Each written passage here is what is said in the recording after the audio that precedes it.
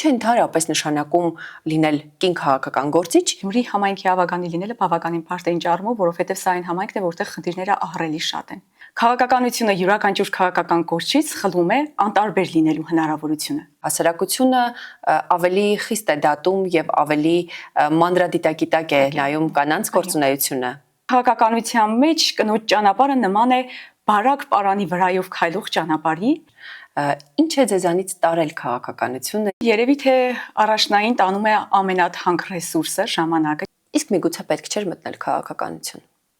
Այդ միտքը մշտապես ուղեկցում է, թե արդյոք պետք չէր, բայց գալիս ես մշտապես այն եզրակացության, որ չէ, պետք էր։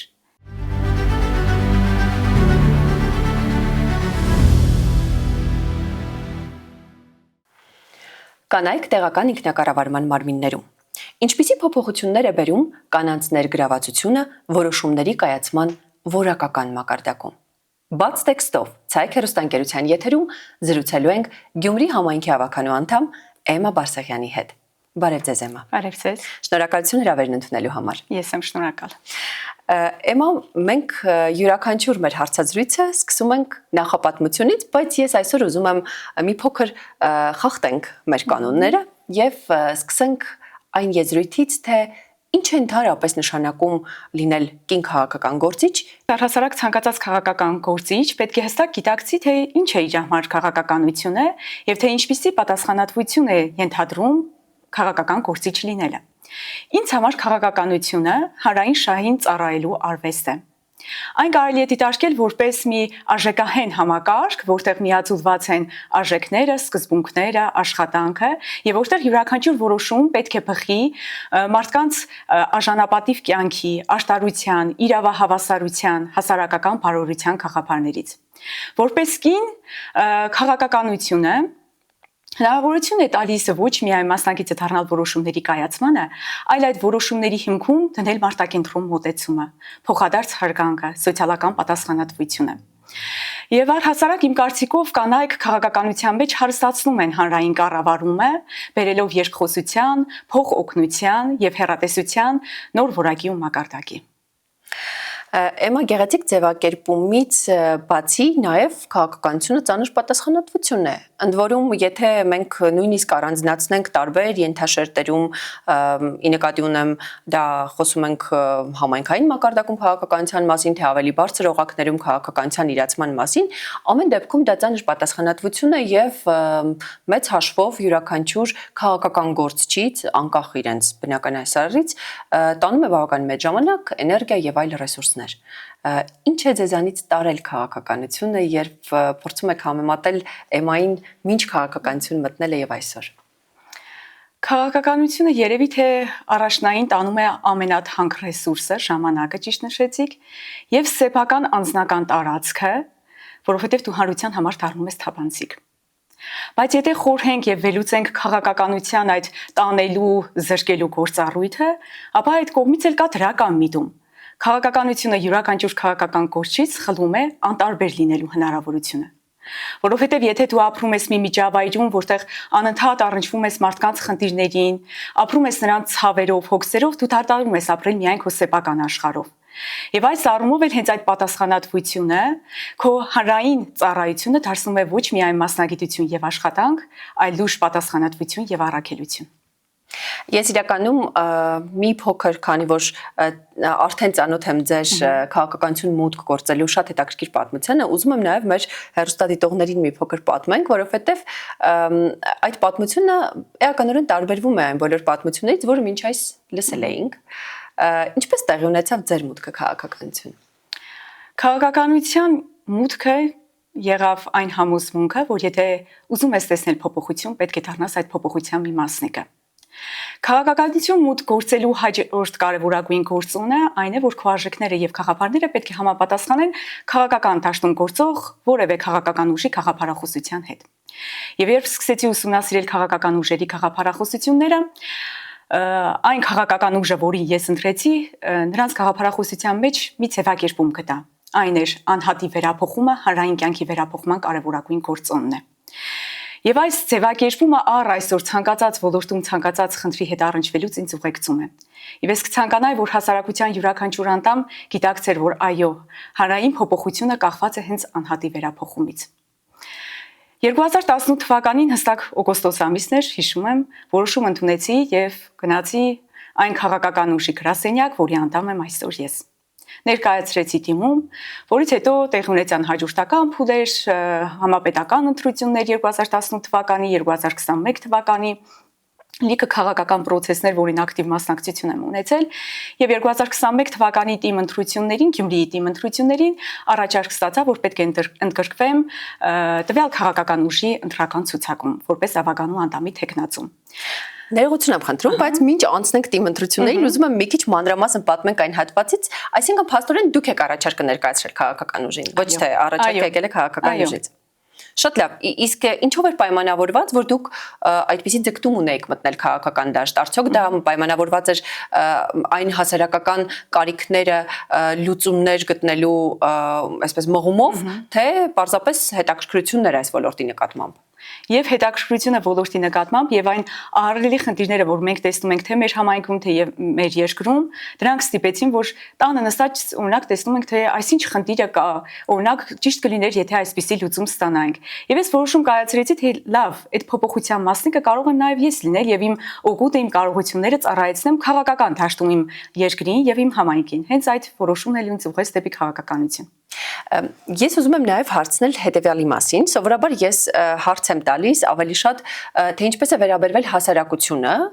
կին քաղաքական գործչին, բայց ես ուզում եմ նաև հիմա մենք հակառակ տեսանկյունից նայենք։ Արդյոք դուք մտնելով քաղաքական դաշտ ձեզ նախ եւ առաջ դիրքավորել եք որպես կին քաղաքական գործիչ, դա ինչքանով էր կարևոր եւ այն հարցերի շրջանակը, որտեղ ուզում եք ձեր նշված փոփոխությունները բերել, արդյոք ուղղակիորեն կապ ունեին հենց կոնկրետ կանանց կամ կանանց առնչվող թեմաների հետ։ Ինչու ոչ նաև այդ խնդիրները կապված էին կանանց հետ, բայց ներկայումս այդ խտրականությունը ես մեր քաղաքական թիմում ոչ չեմ նկատում, առհասարակ երբ որ դու ներկայացնում ես քո տեսլականը, քո առաջարկությունները, թե տղամարդկանց եւ թե կանանց կողմից, դրանք շատ դրական են ընկալվում եւ կարող են նույնիսկ օրակարգային հարցեր դառնալ։ Այդ առումով բացասական որևէ բան դեռ չեմ նկատել։ Միջին վիճակագրական յուրաքանչյուր քաղաքացու համար, ով միգուցե նստած դիտելով այս հաղորդումը, որոշում է, որ ինքն էլ է ուզում նմանատիպ ճանապարհով հայտնվել քաղաքական դաշտում եւ ինչ-որ փոփոխություններ բերել։ Իրականում ինչ կա թաքնված այն ամբողջ երկար ժամկետի ընթացքում, ինչ դուք կհայտնվեք արդեն թիմ մարմիններում։ Քաղաքականությունը իհարկե բարդ process է, որովհետև ցանկացած բան կարող են տեղ ունենալ քաղաքական process-ներ եւ եթե դու պատասխանատվություն ես ստանձնում լինել քաղաքական գործիչ մասնակիցը դառնալ այդ քաղաքական process-ների, լինի առավոտ, լինի երեկո, գիշեր դու պարտավոր ես այդ process-ներին մասնակցել։ Այս առումով որոշակի դժվարություններ իհարկե առաջանում են եւ հենց առաջին խոչընդոտը դու պետք է հաղթահարես հենց քո ընտանիքում, որով Եթե ընտանիքիդ հետ հաղթահարեցիր այդ խնդիրները, կարծում եմ, որ հասարակության մեջ արդեն բոլոր խոչընդոտները հաղթահարելի են։ Առհասարակ քաղաքականության մեջ կնոջ ճանապարհը նման է բարակ պարանի վրայով քայլող ճանապարհի, որտեղ քո քայլերը գնահատվում են բավականին խիստ։ Եվ դա ոչ թե սահմանափակում է կամ վտանգ, այլ պատասխանատվության եւ ուժի փորձություն կարելի է դիտարկել։ Եվ եթե դու աշխատում ես ու ստեղծում ես արդյունք, այդ պարան ասվածը դառնում է ամուր հաշտակ, որտեղ եւ կառուցվում է հանրային վստահությունը եւ քո քաղաքական հեղինակությունը։ Այսինքն ամեն դեպքում ինչքան էլ մենք խոսենք առաջընթացի մասին, որը անհերքելի է գենդերային հարցերով պայմանավորված, միևնույնն է հասարակությունը ավելի խիստ է դատում եւ ավելի մանրադիտակիտակ է նայում կանանց գործունեությունը։ Միանշանակ այո, բայց ներկա ժամանակահատվածում ցավալին այն է, որ հիմնականում սոցցանցերում մենք նկատում այդ քննադատությունները, եւ դրանք ուղղված են ամենաբացասական այն է, որ դրանք ուղղված են ոչ թե կնոջ օրինակ խոսքին, կատարած աշխատանքին, այլ օրինակ նրա արտաքինին, անձնական կյանքին։ Եվ սա այն քաղաքական մշակույթը չէ, որ մենք երազում ենք։ Ճիշտ է, քաղաքականությունը ինքնին ենթադրում է քննադատություն եւ դա բոլոր քաղաքական գործիչները ընդունում են, բայց այս առումով մեր քաղաքական այդ մշակույթը մի փոքր ցածր է եւ դրան ուղղակի պետք է բովանդակային կենտրոնանալ բովանդակային աշխատանքի վրա եւ լավագույն այդ պատասխանը կանխակալ վերաբերմունքին, պրոֆեսիոնալ աշխատանքներ եւ հանրային վստահություն։ Էմա ինձ հետաքրքիր է, դուք ինչպես եք վերաբերվում քվոտավորմանը։ կանանց կին քաղաքական գործիչների մասին է խոսքը, մի մասը դա մի փոքր ավելի վիրավորական կոնտեքստում է ընկալում, որովհետև ինչու պիտի օրինակ մեր հասարակության մեջ ընդունված ցավոք սրտի տարբերակով ամեն երրորդը լինի կին,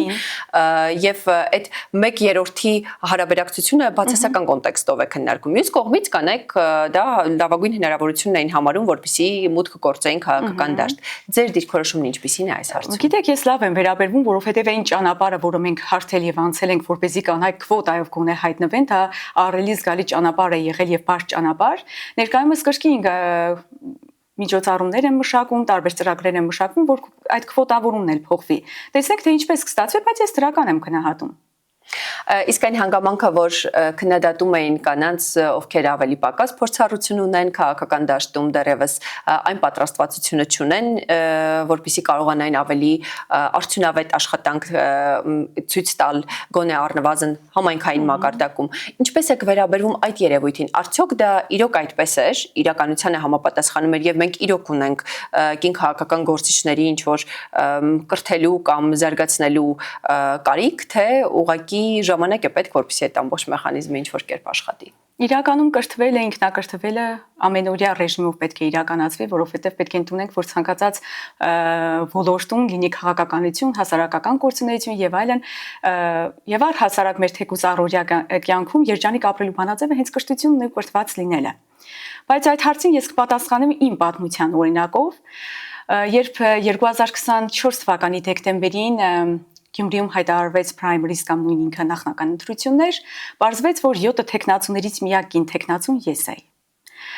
Սկզբնական շրջանում իմ մոտ էլ այդ վախը կար, թե Գյումրիում միակ կին տեխնացու լինելը բավականին բարդ կլինի, բայց այն աջակցությունը, որ ես ստացա Գյումրիի հասարակության կողմից, ուղղակի ինձ ապշեցնող էր։ Ես հասկացա, որ այդ աստիճանը Գյումրիում նվազել է։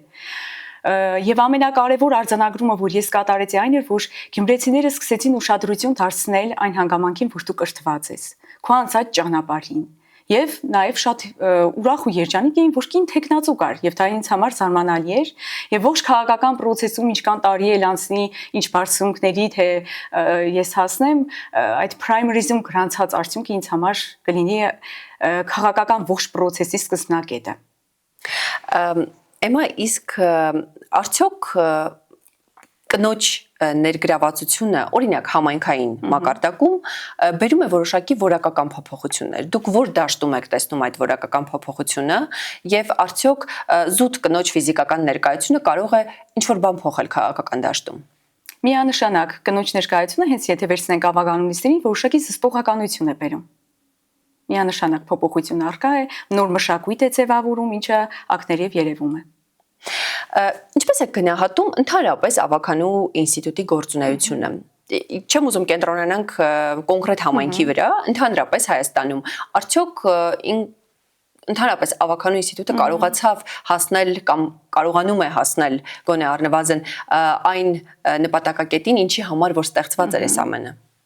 Ավականու ինստիտուտը կարողանում է հասնել, որովհետև դեռևս կայացման փուլում է։ Հայաստանում ավականու ինստիտուտը կայացման փուլում է գտնվում։ Ճիշտ է, իրավական բոլոր հիմքերը կան, ժողովրդավարությունը կա, բայց դրանք օրենքը, իրավական հիմքերը բավարար չեն։ Մեր մոտ կրկին նշում եմ, որ բացակայում է քաղաքական մշակույթը։ Օրինակ, դու կարող ես բերես օրակարգ լավագույն առաջարկությունները, նախագծերը, որոնք կենսական նշանակություն ունեն համայնքի համար եւ դրանք ուղղակի մերժվեն քո քաղաքական դիրքորոշման պատճառով։ Սա լուրջ խնդիր է։ Եվ իմ կարծիքով այդ ինստիտուտը կկայանա, եթե բոլոր քաղաքական ուժերը իհարկե պահպանելով իրենց արժեքները եւ սկզբունքները, փորձեն համագործակցել կառուցողական, օրակարգ դարձնել համայնքի շահը, այլ ոչ թե կուսակցական կամ քաղաքական իրենց շահերը, եւ համայնքի կառավարումը դարձնեն թափանցիկ եւ հաշվետվողական։ Շատ բարի, կառուցողական երկխոսության մասին խոսացիք, շատ պահանջված թեմա էր նաև կանացի սոլիդարությունը, եթե փորձենք միացնենք այս երկու եզրույթները, փորձենք որոշակի օրինակներ դուրս բերել ձեր անձնական փորձից, ձեր գործնական փորձից, ինչպես տեղի ունեցավ, արդյոք կան այնպիսի օրինակներ, երբ որ դուք ականատես եք եղել կանացի լավագույն սոլիդարությանը, անգամ տարբեր քաղաքական հայացքներ ունենալու դեպքում այդպիսի օրինակներ ունեք ձեր փորձում։ Տարբեր քաղաքական հայացքներ ունենալ բառակայում չեմ նկատել, բայց հենց մեր քաղաքական թիմում, եթե ունենք գաղափարներ, նախագծեր, դրանք միաժամանակ միավորվում ենք, այսպես ասած, կանանցով եւ դրանք կյանքի են կոչում։ Միանշանակ կանանցի սոլիդարությունը կա, բայց ցավալի է, որ տարբեր քաղաքական դիրքորոշումներ ունեցող կանանց մոտ դեռևս չեմ նկատում ես։ Մեր համայնքում որ չեմ նկատում։ Իսկ եթե մենք վերադառնանք դրա բացասական կողմին, թիրախավորման մասին է խոսքը, ինչպես է վերաբերվում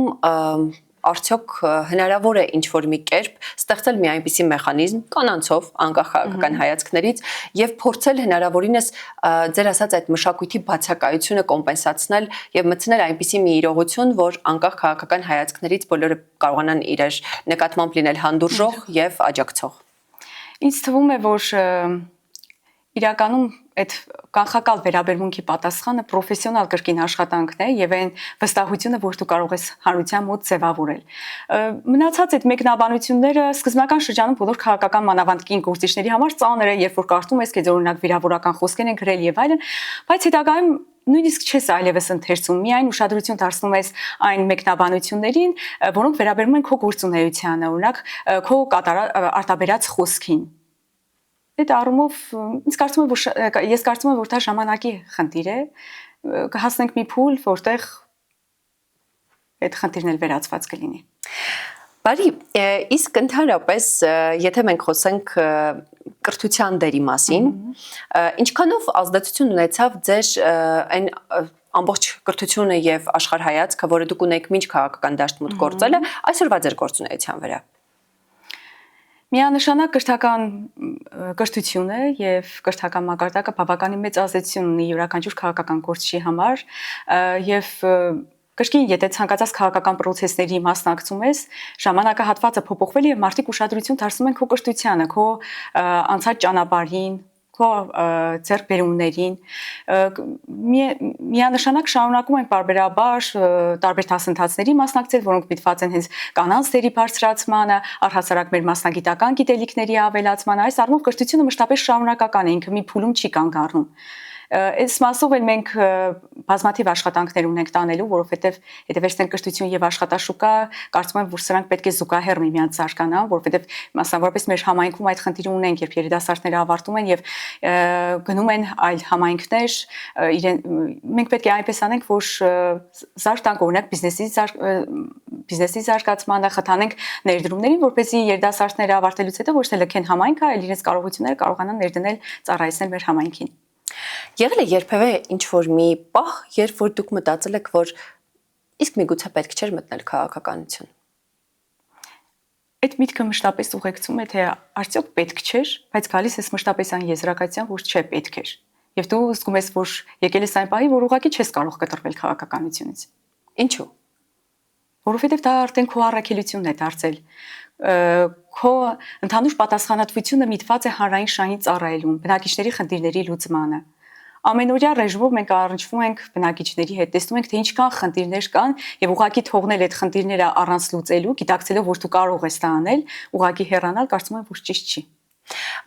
Որ ոլորտներն են ձեր հետաքրքրության տիրույթում, կոնկրետ եթե համայնքային մակարդակում նայեն գործունեության առումով։ Իրականում կրկին մեր համայնքին անդրադառնամ, Գյումրի համայնքի ավագանի լինելը բավականին բարդ է ինչ առումով, որովհետև սա այն համայնքն է, որտեղ խնդիրները ահռելի շատ են։ Եթե դասակարգենք ըստ ոլորտների, առաջնայինը հենց սոցիալ-տնտեսական ենթակառուցվածքների զարգացումն է։ Այդպիսի թաղեր չկա, որ մենք չունենանք օրինակ փողոցաշինության խնդիրներ, ջրահեռացման, տրանսպորտի հետ կապված, լուսավորության հետ կապված խնդիրներ, սրանք առաջնային խնդիրներ են, որոնք հստակ լուծումներ են պահանջում։ Իսկ որ խնդիրներով են ձեզ դիմում քաղաքացիները։ Հիմնականում դա վերջին շրջանում մասնավորապես փողոցաշինությունը, լուսավորությունը,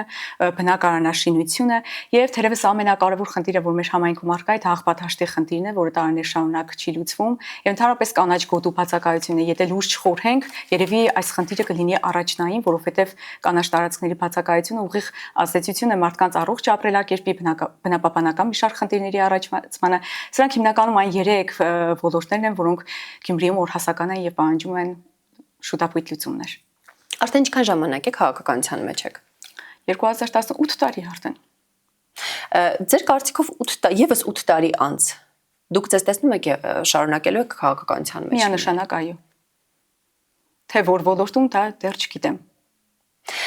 Եվ ամփոփելով մեր զրույցը այսօր, ուզում եմ